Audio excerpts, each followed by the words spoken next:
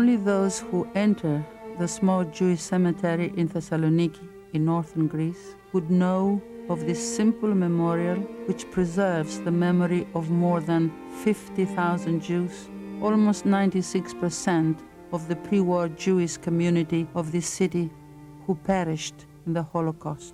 Within the rest of Greece, there were more than 15,000 other Jewish victims of Nazi genocide. In the space of 4 years, the occupying German forces obliterated a vital Jewish presence in Greece, which dated back over 2,500 years to pre-Christian times, when the first Jewish seafarers arrived from Judea, at that time part of the Roman Empire. Known as Roman Jews or Romaniotes, they continued to arrive and settle in Greece through the 1,000 years of the Byzantine Empire. They were later joined by the Sephardic Jews, who in the late 15th century fled the Inquisitions in Spain and Portugal.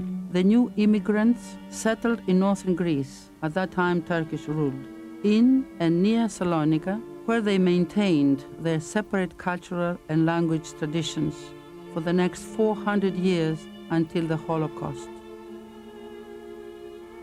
This map reflects the occupation of Greece in 1941, when it was held hostage to a criminal Nazi ideology which singled out for death every Jewish child, woman, and man.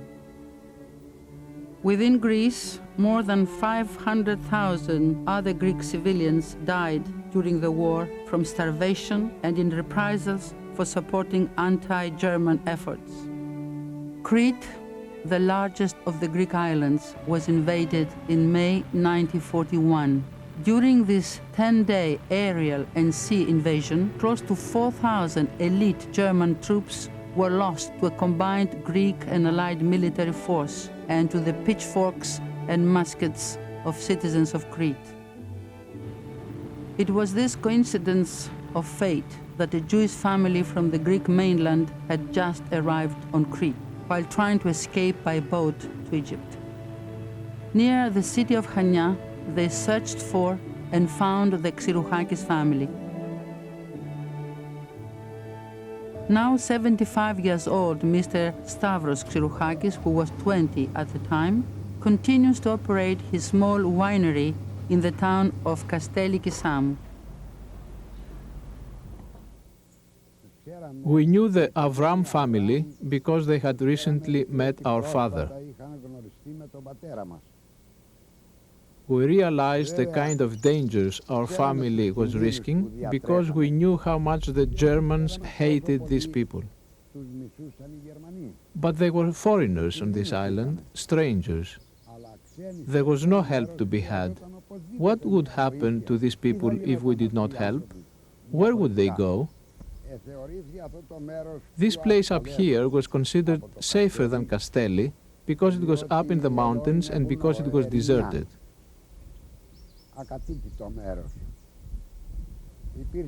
There was a spring of water, so we could take care of their immediate needs.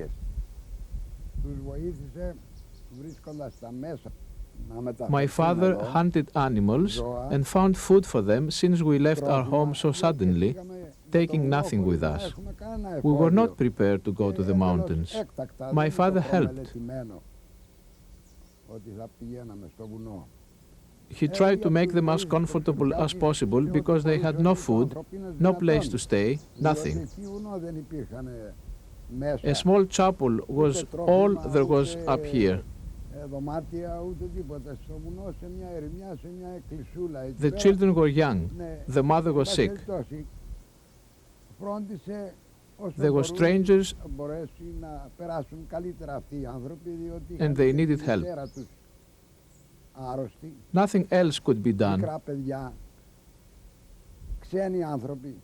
There was no other way. We had to help them.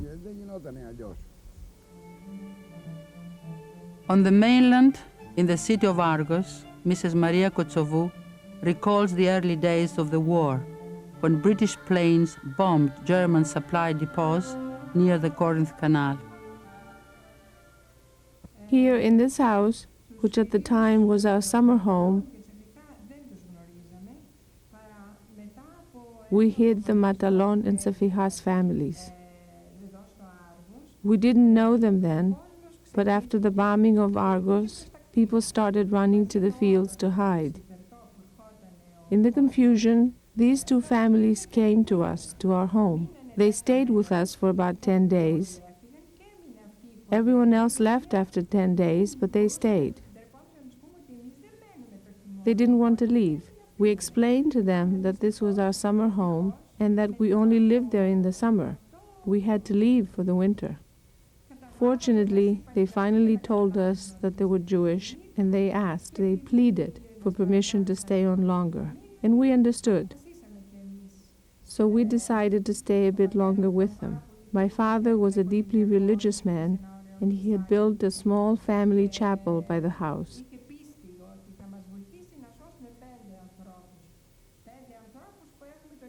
He had faith that God would help us save these 5 people because we had the same God. The situation was very difficult.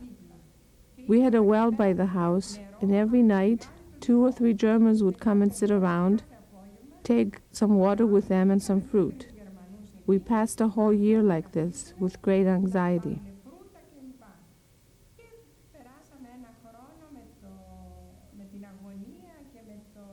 But we thank God that we were able to save these 5 people, whom we love very much.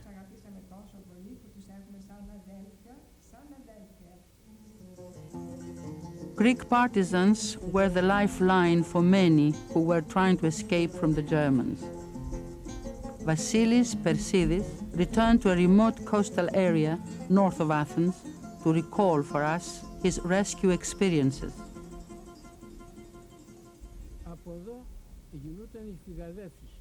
From this place and a bit to the north is where the escapes took place of all of the people who wanted to leave for whatever reason because of the German danger.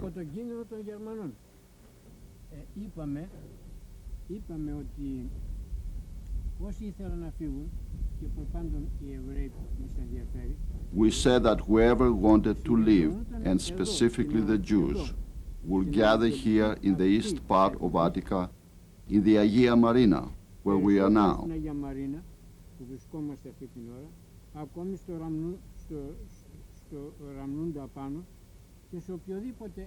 And in other places which were secret and deserted to be safe,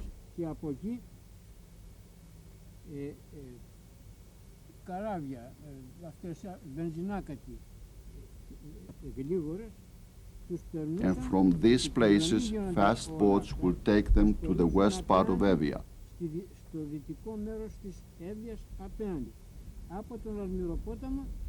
From there it was my responsibility. We will take them on animals, and those that they couldn't pay walked, and we will take them to Chakeos. It was about 2.5 hours by foot.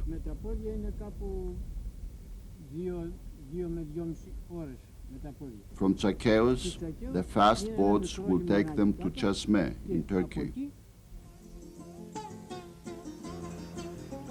The island of Zakynthos lies in the Ionian Sea between Greece and Italy. 275 descendants of earlier Romagnol communities faced the uncertainties of the German occupation in October 1943, shortly after the protective Italian troops withdrew. Mr. Elkana Chezanas remembers.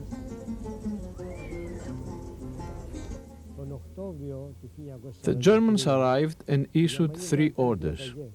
One was that all of the Jews had to remain in their homes after 5 p.m. till the following day at 7 a.m. The second order was that every Jewish family must post on the door of their home a statement of how many Jews lived in the house and their ages. And the third one was much more severe because it said that whoever in Zakynthos hid or tried to help a Jew would be shot on the spot. After the Germans posted their orders, they asked the mayor, the archbishop, and the rabbi for a list of all of the Jews living in Zakynthos. The rabbi gave the list to the mayor and to the archbishop, who decided not to give the list to the Germans, but to substitute their own names.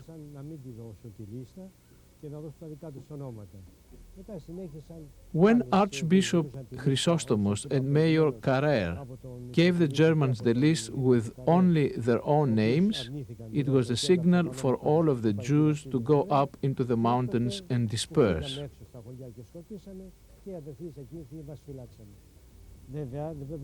We should not forget that after we left for the mountains and dispersed there, the villagers not only hid us, but they were very hospitable. They gave us food and took care of us until the liberation freed us.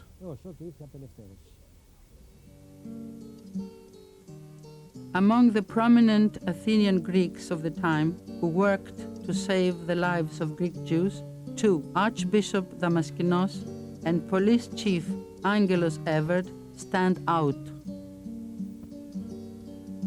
Bishop Mileton recalls the chief rabbi's appeal to the Archbishop in March 1944, which led to the saving of 560 Jews in Athens, who the Germans had previously targeted for deportation to Auschwitz.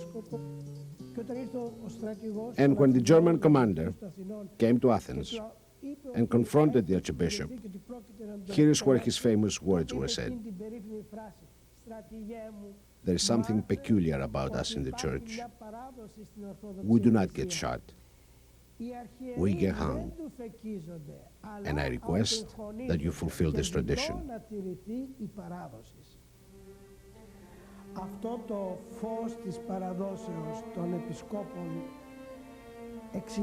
That flame of the great tradition of the bishops stands not for the words that were said, but what was put into deeds. What are these deeds? Archbishop Damaskinos called the rabbi and told him that he had prayed to God and brought Christ into himself. And he said, I know what I'm going to do. I will confirm that these Jews had been baptized many years earlier and were Christians for many generations here in Greece.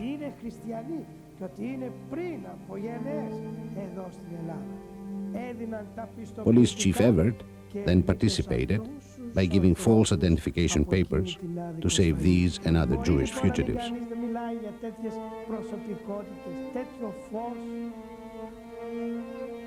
On September 30th, 1943, Moses Pesa, the chief rabbi of Volos, sought help from his friend Metropolitis Iakovos Iakim. The Germans had demanded from the rabbi a list of all the city's Jews, threatening to kill him in 24 hours if he did not produce it. So the rabbi asked the metropolitan to find out from the Germans what they actually wanted. The metropolitan said to wait and that he would find out quickly. Instead of calling, he sent a priest to the German consul's office in Volos.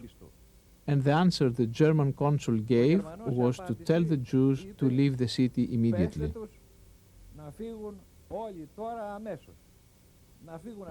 The metropolitan gave the answer to the rabbi. He blessed him and advised him to take his people and leave Volos. He also gave him a short note which the rabbi could show to any villager or to the partisans wherever he and his people went.